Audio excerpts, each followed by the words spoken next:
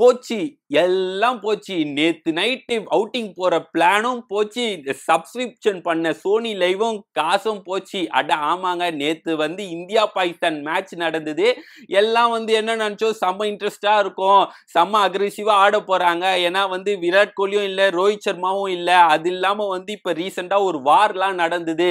So match நல்லா சூப்பரா போகும். 2 சைடும் நல்ல காம்படிஷன் இருக்கும்னு நினைச்சா அப்படியே ஒன் சைடா போயிடுச்சுங்க மேட்ச். என்னடா இது, இதுக்காண்டியாடா இதெல்லாம் பண்ணோம் நாங்க அப்படின்ற மாதிரி ஆயிடுச்சு.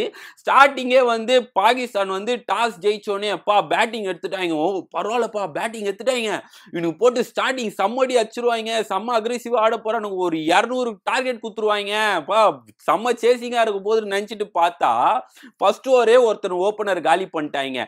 சரி இன்னொருத்தங்க ஆடுவாங்க, ஒன் டவுன் ஆடுவாங்க, இன்னொன்னு ஒரு ஓபனர்லாம் இருக்கான் அப்படின்னு பார்த்தா அதுக்குள்ளே இன்னொன்னு ஒருத்தனும் போயிட்டான். டேய் என்னடா இது அப்படின்னு பார்த்தா சரி கொஞ்சம் கொஞ்சமா பாக்குற 4 விக்கெட் ஆயிடுச்சு. இதெல்லாம் வேலைக்கு ஆகாதுன்னு சொல்லிட்டு நான் போயிட்டு சன் டிவில சந்திரமுகி படம் பார்க்க ஆரம்பிச்சிட்டோம். அதுக்கப்புறம் கொஞ்ச நேரம் கழிச்சு வந்து பார்த்தா திடீர்னு நம்ம பவுலர் அஃப்ரிடி என்ன பண்ணிட்டான், கேமி ரோல் பண்ண ஆரம்பிச்சிட்டான். செம்மடி அடிச்சிட்டு இருக்கான். போட்டு இந்த சைடு ஆறு இந்த சைடு ஆறுன்னு சூப்பரா ஆடி இருக்கான். என்னடா இவன் பேட்ஸ்மேன்லாம் விட்டாங்க, பவுலர் வந்து செம்மடி அடிச்சிட்டு இருக்கான் அப்படின்னு சொல்லி ஓரளவுக்கு நல்லா ஆயிடுச்சு. எப்பா நல்லா இருக்கும், சேசிங்லாம் நல்லா இருக்கும் அப்படின்னு சொல்லி சரி ஓரளவுக்கு 126 ரன் கொடுத்துட்டாங்க. பரவாயில்ல, எப்பயும் வந்து பாகிஸ்தான் வந்து நல்ல பவுலர்ஸ் வச்சிருப்பாங்க எப்பயுமே.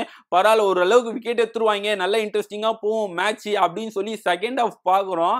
அபிஷேக் சர்மா வரான், நீ என்னடா நல்லா போடுவா அப்படின்னு சொல்லி ஃபர்ஸ்ட் ஓவரே வைக்கிறான். அப்ரிடி ஓவர், இந்த சைடு 2 ராக்கெட் இந்த சைடு 2 ராக்கெட். அதுக்கப்புறம் கில்லு வந்து இவெல்லாம் வாயை திறக்கூடாது அப்படின்னு சொல்லி இந்த சைடு ஒன்று இந்த சைடு ஒன்று வச்சிட்டான். அதுக்கப்புறம் இதெல்லாம் வேலைக்கு ஆகாதுன்னு சொல்லிட்டு திரும்பியும் சந்திரமுகி கிளைமேக்ஸ் பார்க்க போயிட்டோம். அதுக்கப்புறம் சரி சும்மா வந்துன்னு பார்த்தா திடீர்னு 2 விக்கெட் போயிடுச்சு. யாரு அபிஷேக் அவுட் ஆயிட்டான், நம்ம கில் அவுட் ஆயிட்டான். ஓ ஓரளவுக்கு போயிடும் போல மேட்ச். சூரியகுமார் அப்படி இருக்கான், சரி திலக் வர்மா இருக்கான், அப்படியே ஓரளவுக்கு சேசிங்லாம் நல்லா போயிடும் அப்படின்னு பார்த்தா சூரியகுமார் வேற கேப்டன்சி. அது இல்லாம நேத்து அவனுக்கு பர்த்டே வேற, போட்டு பொலன்னு பொலந்துட்டான் பாகிஸ்தான் பவுலரை. இந்த சைடு திலக் வர்மா நின்ட்டான், இந்த சைடும் போட்டு சரியான அடி அடிச்சிட்டான். அவ்வளவுதான் போல மேட்ச், அவ்வளவுதான் முடிஞ்சிச்சுன்னு சொல்லி திரும்பி சந்திரமுகி போனா படமே முடிஞ்சிச்சு. அதுக்கப்புறம் வேற வழி இல்லை, நம்ம இந்த மேட்ச் தான் பார்க்கணும்னு சொல்லி ஃபுல்லா பார்த்தோம். ஓரளவுக்கும் இன்ட்ரெஸ்டா இல்லைங்க, அப்படி இப்படின்னு போய் இவனுங்களே அடிச்சிட்டானுங்க. அதுக்கப்புறம் பார்த்தா ஒரு 16 ஓவர்லயே வந்து மேட்சை முடிச்சுட்டு வீட்டுக்கு போயிட்டாங்க. அதுக்கப்புறம் ஒரு சரியான ஃபன் ஒன்று நடந்தது. என்னன்னு பார்த்தீங்கன்னா நார்மலாவே வந்து மேட்ச் முடிஞ்சிச்சுன்னா எல்லா பிளேயர்ஸும் வந்து ஆப்பனண்ட்டும் சரி நம்ம டீமும் வந்து ஹேண்ட் ஷேக் பண்ணிப்பாங்க. ஓகேங்களா, நேத்து என்ன நடந்ததுன்னு பார்த்தீங்கன்னா சூரியகுமார் யாதவும் டூபேவும் போனாங்கடான்னு சொல்லிட்டு அவன் பாட்டுன்னு நந்து போயிட்டாங்க. பாகிஸ்தான்லாம் பார்க்குறாங்க, என்னடா இவனுங்க இப்படியே போறானுங்க, சரி போயிட்டு ட்ரெஸ்ஸிங் ரூம்ல இருந்து வருவாங்கன்னு சொல்லிட்டு ட்ரெஸ்ஸிங் ரூமை பார்த்துட்டு இருக்காங்க. இவனுங்க பாட்டு இந்தியன் பிளேயர்ஸ்க்கு அது டொம்முன்னு சாத்திட்டாங்க, ஒரு மாதிரி மூஞ்சால அச்ச மாதிரி பண்ணிட்டாங்க.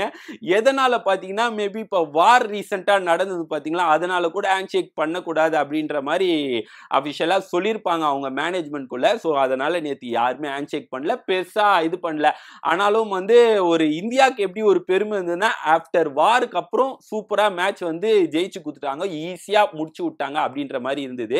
டீமும் வந்து நல்லா சூப்பரா ஆடினாங்க. விராட் கோலி ரோஹித் சர்மா இல்லாம வந்து இவ்வளவு தூரம் நல்லா பண்ணதே வந்து பெரிய விஷயம் தான். ஸோ ஆனா என்னன்னா நாங்க சப்ஸ்கிரிப்ஷன்லாம் பண்ணோம்டா சோனிக்கு, பாகிஸ்தான் தாண்டா கொஞ்சம் நல்லா ஃபைட் பண்ணோம், கொஞ்சம் இன்ட்ரெஸ்டா இருக்கும்னு நினைச்சோம்டா மேட்ச். ஆனா நீங்களே இப்படி பண்ணீங்கன்னா அடுத்த மேட்ச் எல்லாம் வந்து ரொம்ப மொக்க மேட்ச்டா, எப்படி பார்க்க போறோம் இன்ட்ரெஸ்டான்னு தெரியல. நார்மலா ஏசியா கப் ரொம்ப மோசமா தான் போக போகுதுன்னு நினைக்கிறேன். வெயிட் பண்ணி பார்ப்போம்.